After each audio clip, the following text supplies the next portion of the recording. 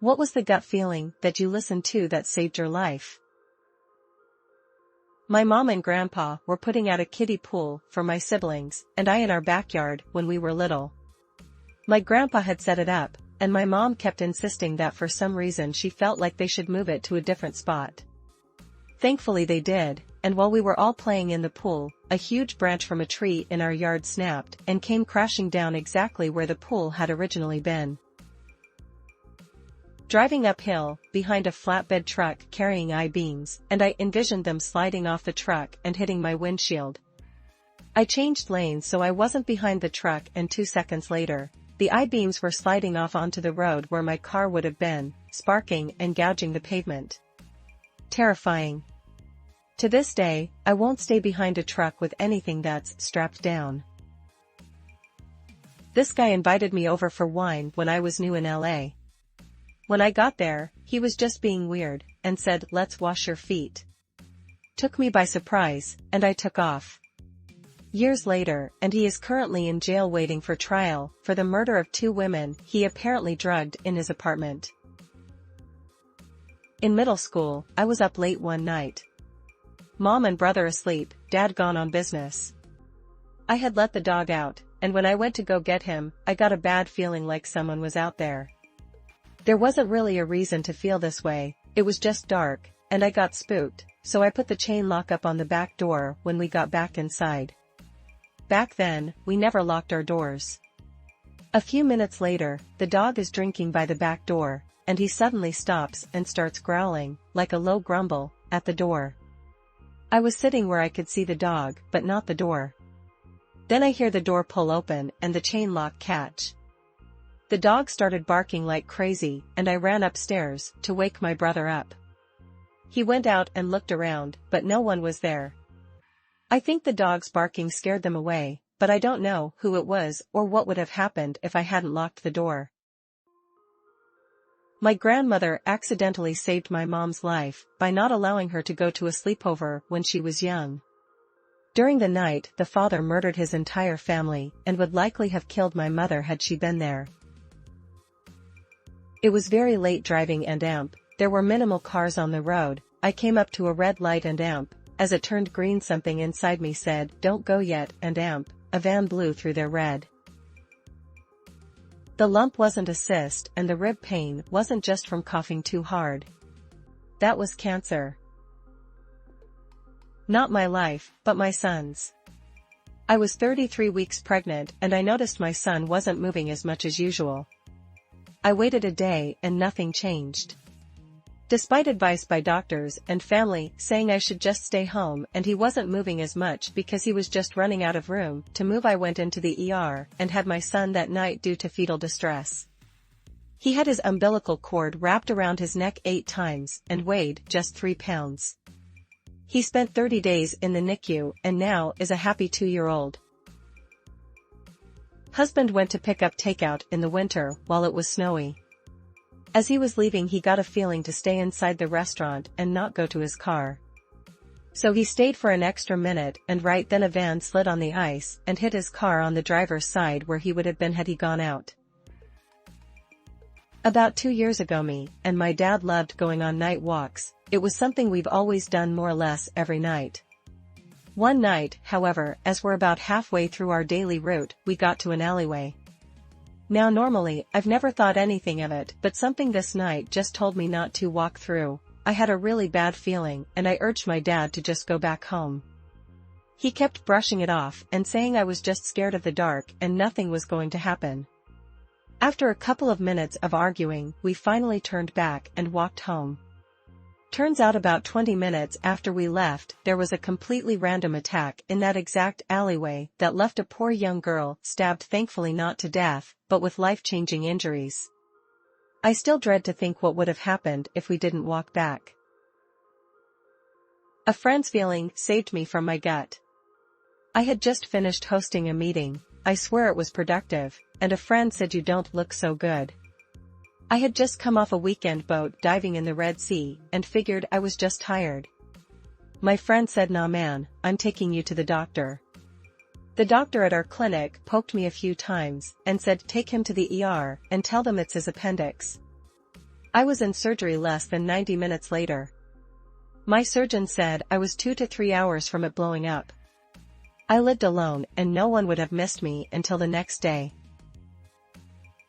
My wife was going to go on a road trip with friends down to a bigger city for a concert. She had done this several times before. Friends were close friends of ours, but for some reason, I felt off about it that one day. I said to her, "Babe, I don't know why, and you can ignore me if you'd like. But I don't think you should go. I don't know why, but I feel like something is going to happen." She knows I'd never tell her not to do anything she wanted. It was out of the blue and out of character for me. So she decided to stay home and watch movies with me. About 2 hours later, after the rest of the crew left, we got a phone call that they had gotten into a severe accident. 2 friends in the hospital and someone from the other vehicle dead on scene. Had she gone along, she would have been sitting in the seat where they had been hit by the other driver and most likely killed. Someone, somewhere, somehow was warning me. And I'm glad we both listened to it. I was pregnant in the very early weeks, 5-6 weeks, and started getting these intense pains on the right side of my abdomen. Like so extremely painful that I woke up in the middle of the night and couldn't make noise or move. Went to my doctor the next day, and he said I was being hysterical and it's completely normal to be in pain when you're pregnant. He refused to get me to an OBGYN, and said I could go private if it was such a big deal. Went to a private scan, and my pregnancy was ectopic, stuck in my fallopian tube, and my tube had ruptured and I was bleeding internally. Was rushed to hospital, and had surgery to remove my tube that night. If I hadn't booked that scan, I would have died in my sleep that night due to internal bleeding. Edit, wow, thanks for all the upvotes, it really makes me feel seen and heard. Light skin tone emoji modifier. Guy asked me for help with bus fare, offered to take me to an ATM. I got a bad feeling and dipped. Saw him on the news a week later for robbing somebody at gunpoint. Not saved a life, but definitely serious injury. We had a workshop in our place and we had to book them in. So Brad, not real name, thought it'd be fun to hold a nail gun in for repair on someone's hand. We both told him off for it, but he retorted it's alright, I checked it's got no nails in it and then used it on the table instead, and bang goes right through the table. Turns out while it didn't have any nails, the firing pin had snapped inside and that nailed into the table before being reset back into the nail gun. He never messed about with nail guns again. Had a weird feeling in my chest, experienced some shortness of breath, decided to drive to the ER and have it checked out. Was having a heart attack. Fixed me up with a stent. I refused to get in the car with the guy who said, I can still drive after the party. 3 people crashed into a bridge and died. Lucky me, I guess. Not me, my mom. Going through a divorce. Drinking heavily. Fighting with my dad a lot. Really toxic environment. She started drinking one night, but something in her gut just wasn't feeling right. Not sick, but the alcohol just wasn't sitting right. She stopped drinking. Went to bed. Woke up to the house completely on fire. She made it out. Our pets did not. Had she been drinking like she usually did, a bottle or more per night, there's a strong chance she never would have woken up. Her ex-husband, my dad, set the fire in an attempt to kill her and cut ties. When on vacation in a foreign town, I went to a public toilet with my 4-year-old. In front of the entrance was a woman, talking on the phone and taking a quick look at us. Something in that look felt really off and I decided to keep my eyes and ears open for her. Entered the restroom with my kid and heard the front door open and close, but no stall door being moved or locked. I quickly grabbed my son and walked towards the main door, where said woman was already standing, looking at a map and trying to involve us in some form of conversation. I tried to keep moving towards the main entrance, but she stood in the way. Suddenly I got a strange feeling, looked to the men's toilets, and saw a huge guy quietly leaving a stall, that wasn't all closed. Pushed the lady aside and got the hell out of there with my son. We would have been robbed or worse, pretty sure about that. I was riding my bike around my school building on a weekend, there was nobody else around. I liked to zoom along the sidewalks and hop off the curbs into the parking lots, it was fun to have the place to myself. At one point I was going along one side of the building, and I would usually have just continued off the curb and gone straight ahead. For some reason, I decided to brake hard and try to make the 90-degree turn to stay on the sidewalk at the corner. A garbage truck rumbled by, exactly where I'd just decided not to be. I wasn't aware of hearing it coming, I was kind of zoned out, but some part of me must have. That really rattled me.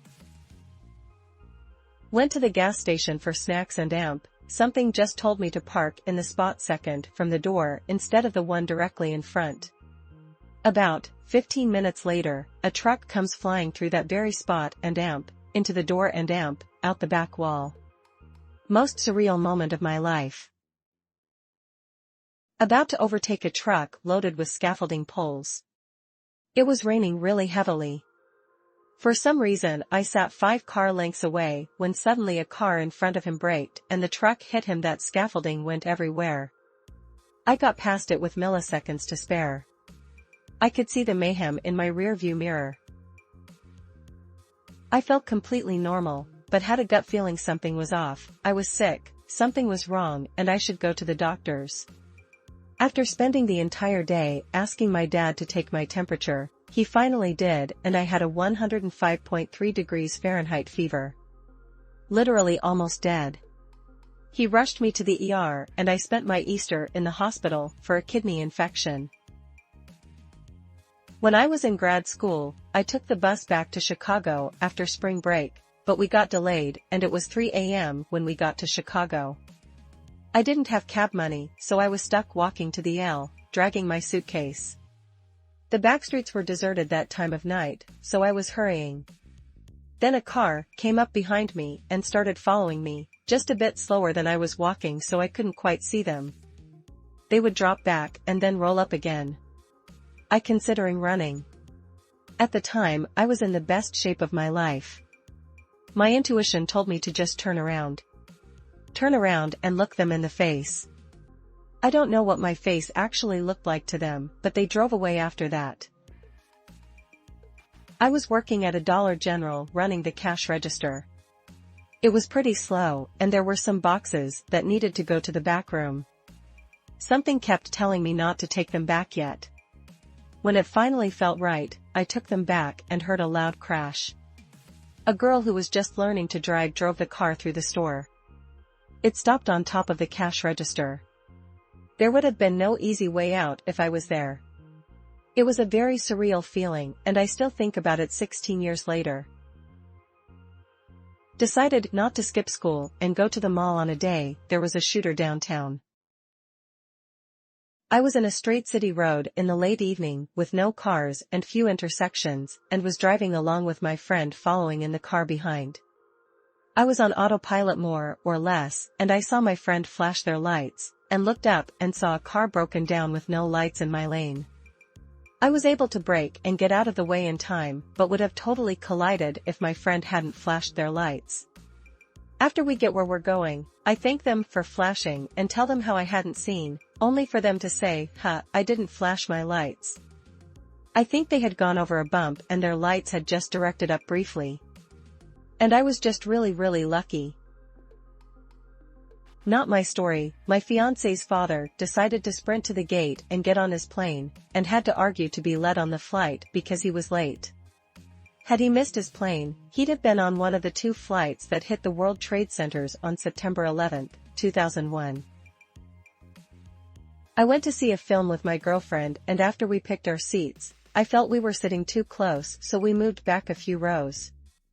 Halfway through the movie, Blair Witch Project, the ceiling tiles fell and crushed the 2 seats that we had originally chosen.